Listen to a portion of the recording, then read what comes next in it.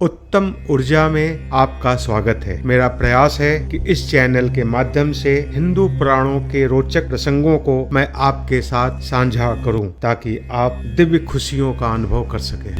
द्वादश ज्योतिर्लिंगों में प्रमुख आदि विश्वेश्वर धर्म और आस्था के केंद्र काशी में विराजमान हैं। काशी आकर सभी के मन को विश्राम मिलता है। काशी में दर्शन पूजन के साथ साथ यात्रा का भी विशेष महत्व माना जाता है।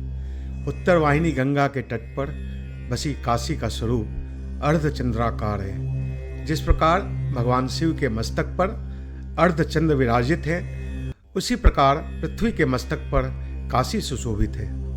इस अर्धचंद्र की दूरी 5 क्रोश की है। काशी रहस्य में बताया गया है कि यह 5 क्रोश का आकार भगवान शिव का ज्योतिर्लिंग है, जिसकी पवित्र प्रदक्षिणा की परंपरा अत्यंत प्राचीन है। माना जाता है कि 25 कोस के इस क्षेत्र में 33 कोटि देवताओं का वास है। इनकी समग्र रूप से परिक्रमा को ही पंचक्रोशी परिक्रमा कहते हैं। इसे करने से चारों पुरुषार्थों यथा धर्म, अर्थ, काम, मोक्ष की प्राप्ति होती है। जन्म जन्मांतर के पापों का क्षय होता है और शिवलोक में स्थान मिलता है। पंचक्रोशी यात्रा को दिव्य शक्तियों के निकट ले जाने वाला भी माना जाता है। यह यात्रा 25 कोस यानी 80 किलोमीटर में पूरी की जाती है तथा इसमें 5 विश्राम स्थल अथवा पड़ाव हैं। ये पांचों पड़ाव मंदिरों के रूप में हैं। 5-5 कोस के 5 पड़ाव वाली यह यात्रा महाशिवरात्रि, सावन और पुरुषोत्तम मास में की जाती है। लेकिन पंचकोशी यात्रा के लिए पुरुषोत्तम मास को अत्यंत शुभ माना जाता है, क्योंकि इस महीने कोई भी संक्रांति नहीं आती। इसे 1, 3 और 5 दिनों में करने का विधान है। इसके 5 पड़ावों में कंदवा, भीमचंडी, रामेश्वर, पांचों पंडवा व कपिलधारा है।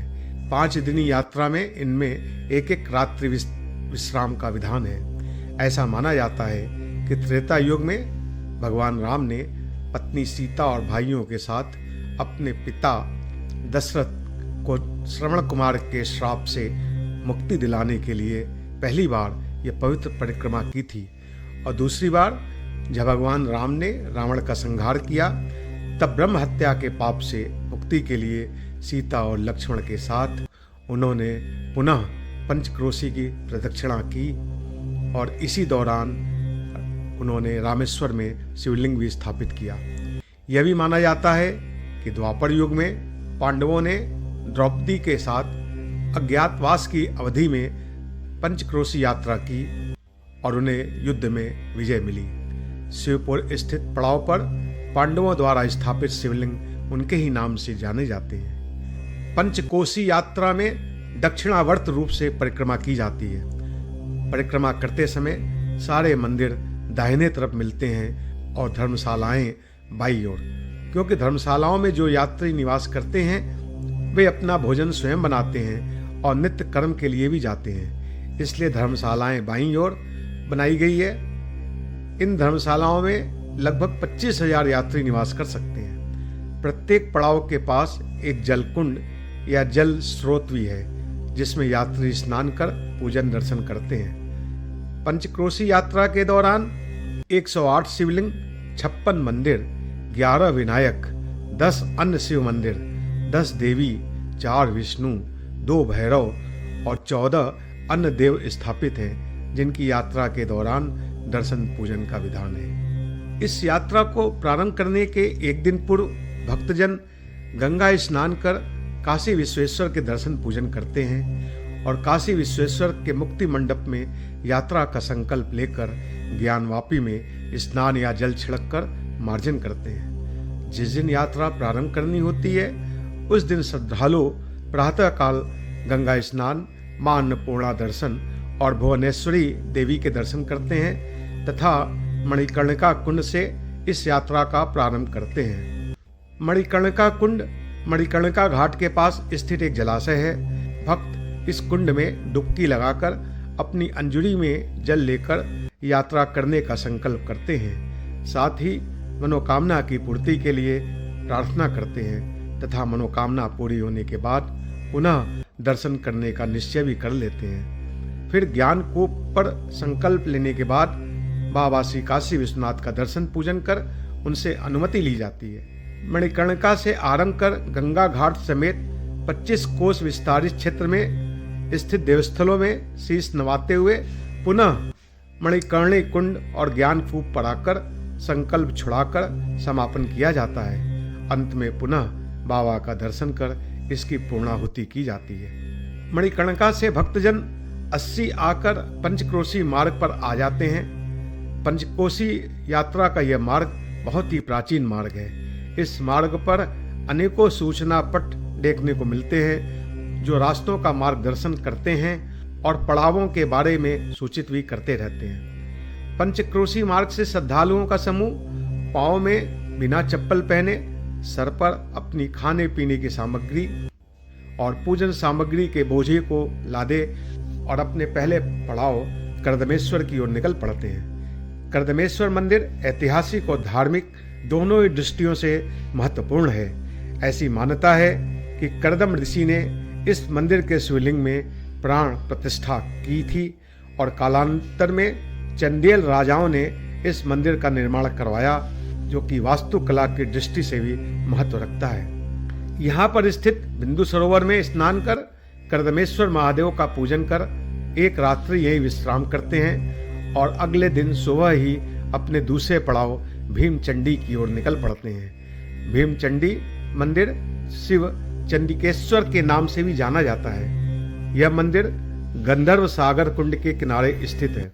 इस मंदिर में शिवलिंग के पास पांडवों की छोटी छोटी मूर्तियां हैं। इस पड़ाव का नामकरण इस स्थल पर स्थित भीमचंडी के नाम पर हुआ था।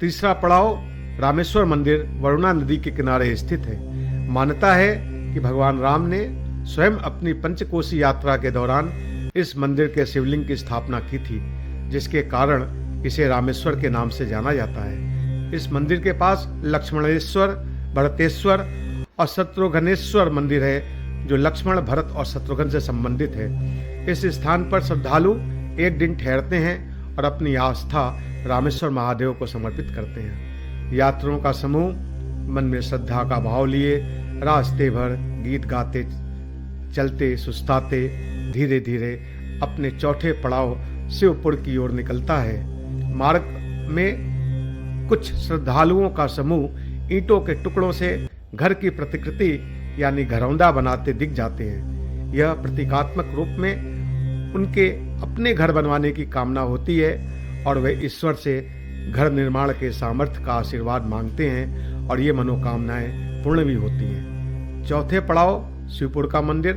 अत्यंत साधारण है। यहाँ पर अवरोही क्रम में 5 शिवलिंग है, जिसे पांडवों ने स्थापित किया है। इस मंदिर के किनारे स्थित कुंड का नाम द्रौपदी कुंड है। 5वां पड़ाव कपिलधारा होता है, जहाँ कपिलेश्वर महादेव का विशाल मंदिर है, जो कर्दम ऋषि के पुत्र कपिल मुनि को समर्पित है। यहाँ दर्शन पूजन और पूर्वजों का श्राद्ध अर्पित करने की भी महत्ता है। कपिलधारा में यात्रियों हेतु धर्मशाला, सुलभ प्रसाधन, जल कुंड आदि की भी व्यवस्था है। कपिलधारा के आगे वरुणा और गंगा नदी के संगम तीर्थ आदि केशव घाट के निकट जौ विनायक का मंदिर है। यहाँ से श्रद्धालु जौ का पौधा लेकर या जौ लेकर गंगा में बोते हैं। गंगा में जौ बोने का अर्थ एक बहुत ही दुर्लभ कार्य के पूर्ण होने से है।